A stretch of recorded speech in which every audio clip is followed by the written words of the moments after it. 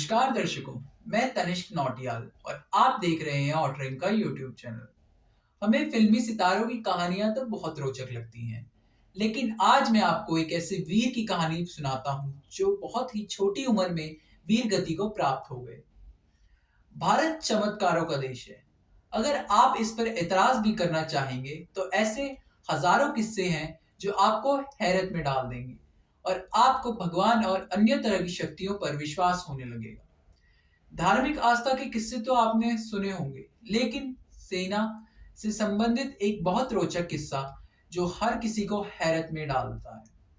भारत के सिक्किम में चीन की सीमा के पास एक पूर्व भारतीय सैनिक का मंदिर है। इस सैनिक को उनकी मौत के बाद भी सैनिक सम्मान देते हैं और अपने रोजमर्रा के काम, यहाँ तक कि चीन के सैनिक भी इस सैनिक को इसी तरह का सम्मान देते हैं। आइए जानते हैं इस सैनिक के बारे में। तो आखिर कौन थे बाबा हरभजन सिंह? हरभजन सिंह पंजाब रेजिमेंट के सैनिक थे। उनका जन्म पंजाब के गुजरावाला यानी आज के पाकिस्तान में 30 अगस्त 1946 को हुआ था। वे 1966 में 24वीं पंजाब रेजिमेंट के जवान के तौर पर भर्ती हुए थे। जल्दी ही उनकी तैनाती सिक्किम में हो गई और वे केवल 2 ही साल तक अपनी सेवाएं दे सके। सिपाही हरभजन सिंह सिक्किम में ही अपनी तैनाती के दौरान 1968 में एक हादसे में मारे गए थे। बताया जाता है कि एक दिन जब वे खच्चर पर बैठकर नदी पार कर रहे थे, तभी खच्चर सहित नदी में बह गए थे। उनका शव 2 दिन तक नहीं मिला था, लेकिन फिर उनके जीवित साथी को एक सपना आया जिसमें खुद हरभजन सिंह ने उन्हें अपनी लाश का ठिकाना बताया।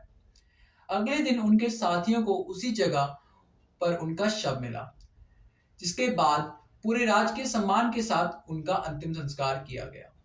लेकिन कहानी यहीं से शुरू हुई थी। इसके बाद जब भी सीमा के पास भारतीय सैनिक बंकर में असमय सो जाते या गश्त में लापरवाही बरतते या समय पर नहीं उठते थे, तब सैनिकों को एक अदृश्य चांटा पड़ता था जो वास्तव में हरभजन सिंह का होता था। इसके बाद हरभजन सिंह के साथियों ने उस बंकर को ही मंदिर का रूप दे दिया, जिसमें पूजा पाठ का काम भी खुद सैनिक ही करते हैं। बाद में उनके लिए मंदिर का भव्य निर्माण भी किया गया। यह मंदिर गंगटोक के जलेपला और नाथुला दर्रे के बीच स्थित है। नया मंदिर 13,000 फुट की ऊंचाई पर है, जबकि बंकर वाला मंदिर उससे भी 1,000 फुट की ऊंचाई पर है। दिलचस्प बात यह है कि राजकीय सम्मान से अंतिम संस्कार के बाद भी जवान बाबा हरभजन सिंह के साथ सेना पूर्णकालिक सैनिक की तरह बर्ताव करती रही। उनकी तनख्वाह उनके घर वालों को दी जाती रही और उनको बकायदा छुट्टी दी जाती और उनके लिए ट्रेन में रिजर्वेशन तक किया जाता रहा। इसके अलावा उनके साथ 2 सैनिक भी जाते जो उनका सामान उनके घर छोड़ते थे और छुट्टी खत्म होने पर उसे वापस ले आते थे। जब भी सिक्किम की सीमा पर दोनों देश भारत और चीन के बीच फ्लैग वार्ता होती है, तो चीन की तरफ से भी एक कुर्सी बाबा हरभजन सिंह के लिए खाली रखी जाती है। वैसे तो उन्हें प्रमोशन तक दिया गया था, लेकिन अब उन्होंने छुट्टी पर नहीं भेजा जाता है। एक तरह से वे रिटायर हो गए हैं, लेकिन उन्होंने अपनी ड्यूटी नहीं छोड़ी है।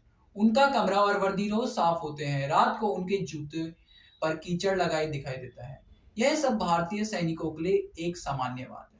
तो ऐसे वीर को हमारा सलाम और ऐसे ही इतिहास और ताज़ा खबरों के लिए बने रहे हमारे चैनल द ऑटरिंग के साथ। चैनल को सब्सक्राइब और वीडियो को लाइक और शेयर करें। धन्यवाद।